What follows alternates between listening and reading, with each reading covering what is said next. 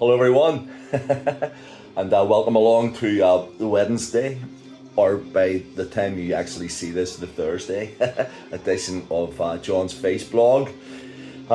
Becoming very regular, but I just keep getting messages from people saying keep it going, so as long as I've still got things in my head to be able to tell you, and I never run out of them, which I'm unlikely to do with the life that I've led.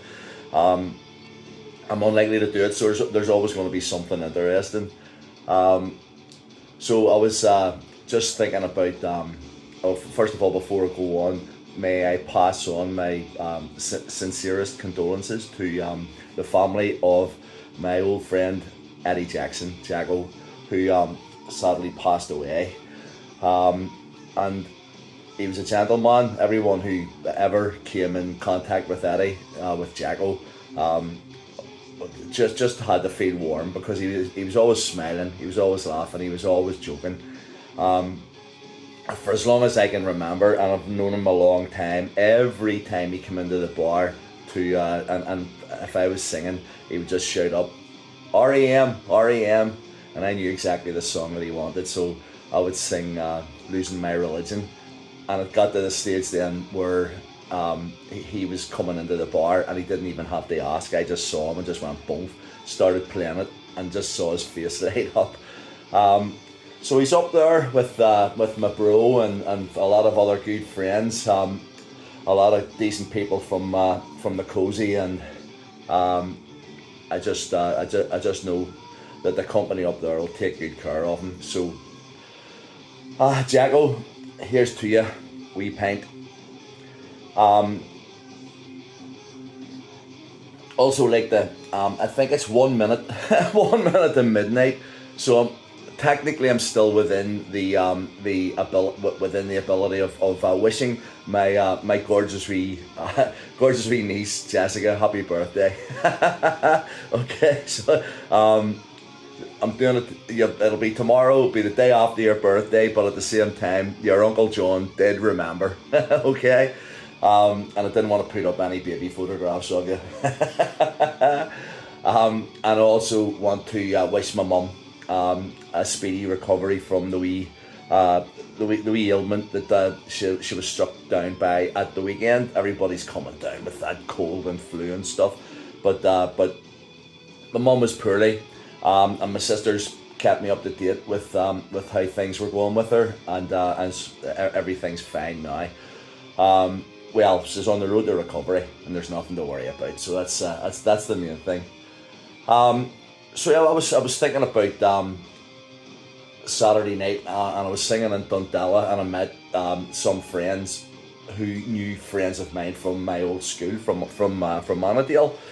Now, Annandale Grammar School then went on to become Wellington College, which it is now, and it was a boys' school when I went to it, and Caroline Grammar School was the girls' school. They were within touching distance of each other, but there were there was no integration between the girls and the boys. But although having said that, you used to have to walk past Caroline, or well, I had to walk past, all the boys had to walk past Caroline to get to Annandale.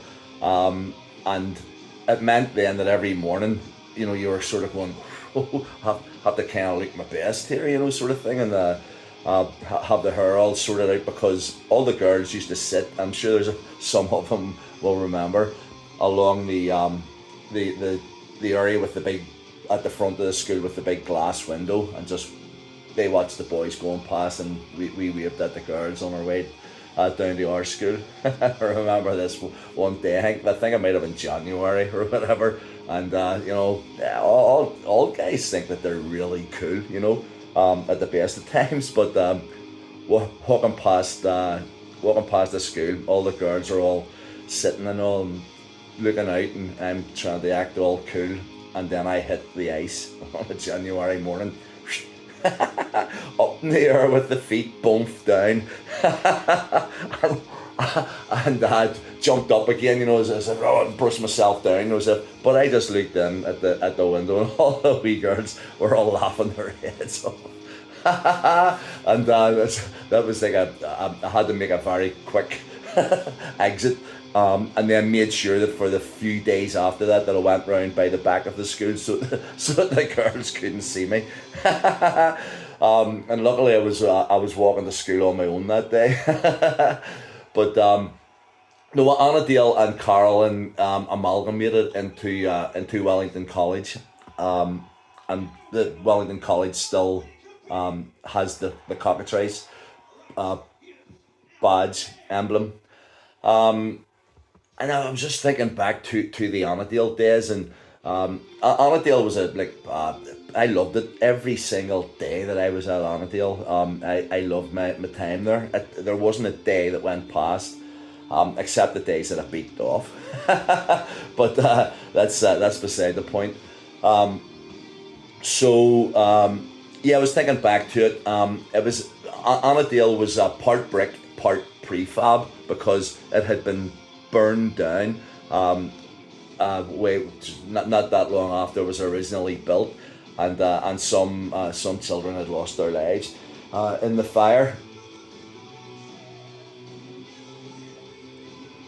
And there were still parts of the school that you could go to up by the metalwork rooms and round by the assembly hall and stuff where you could actually still smell like this. This was in the late 70s, early 80s, so like 40 years after the fire or whatever, but you could still smell the burning wood, like that smell you get after bonfire night, when you sort of, there's still embers and stuff. And it wasn't imagination, it was like, it really was, you could smell it. But I lived quite close to Annadale, so I used to actually just go up and sit on, there was like a little plateau, like a tree type thing.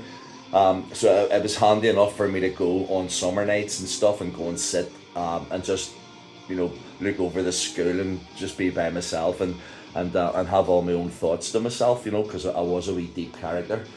But there was always something like kind of spooky about schools at night, but this was kind of always at but anyway, this day I had remembered